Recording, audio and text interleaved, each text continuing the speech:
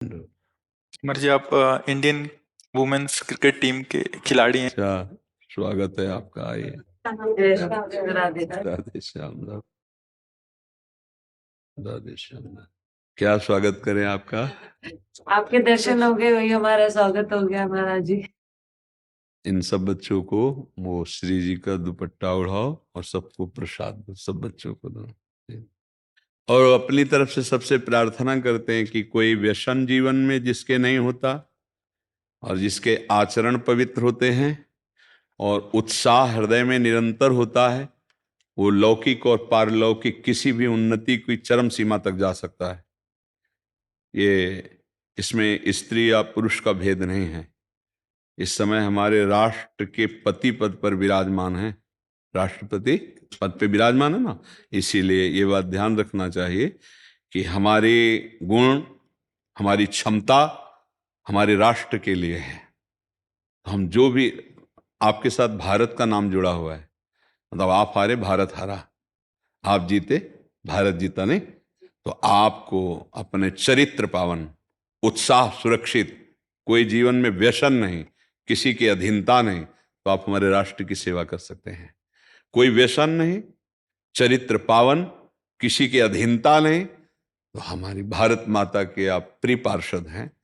किसी भी विषय से हमारे भारत का यश होना, भारत का मंगल होना, ये हमारे भारतीयों से ही तो है ना। तो आप हमारी भारतीय हैं, चाहे वो खेल हो, चाहे वो सेना हो, वो भारत का नाम जुड़ा हुआ है। इसलिए इसकी रक्षा करने के लिए अपने चरित्र को पवित्र और उत्साह संपन्न और अपने को सुदृढ़ गुणवान, आप किसी से पीछे नहीं हैं। हाँ, ये मतलब दैवी शक्ति है आप।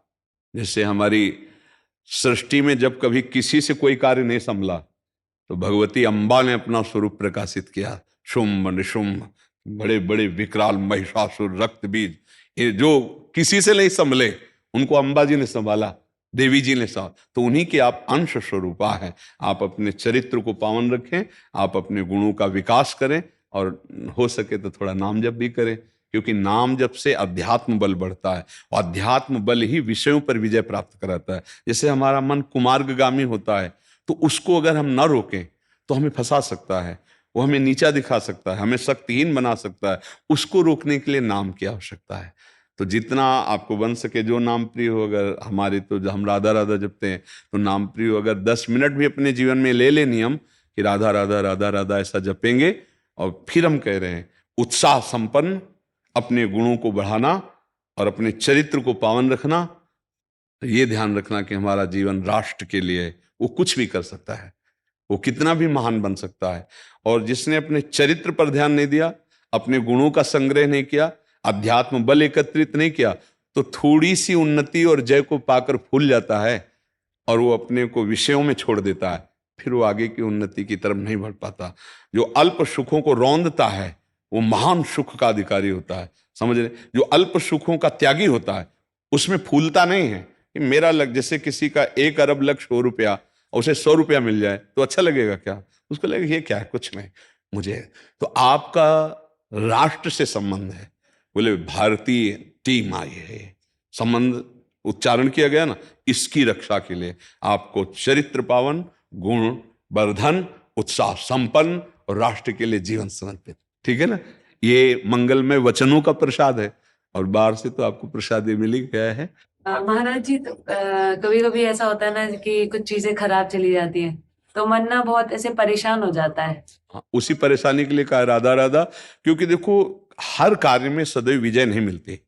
सुख दुखे समय कृत्वा लाभा लाभो जया जयो। जय माने होती विजय, अजय माने होती पराजय। कभी पराजय होगी तो कभी जय होगी, कभी लाभ होगा तो कभी हानि होगी, कभी सुख होगा तो कभी दुख होगा। यह सृष्टि का क्रम है। बड़े अच्छे खिलाड़ी अच्छे खेलने पर भी कभी कभी हार आ जाती है, उसमें निराश नहीं होना चाहिए। समाज तो केवल विजय का साथ देगा, पक्का समझना, लेकिन अध्यात्म बल और आपका गुण उत्साह, इसीलिए शब्दों पर संतों के ध्यान दिया जाता है।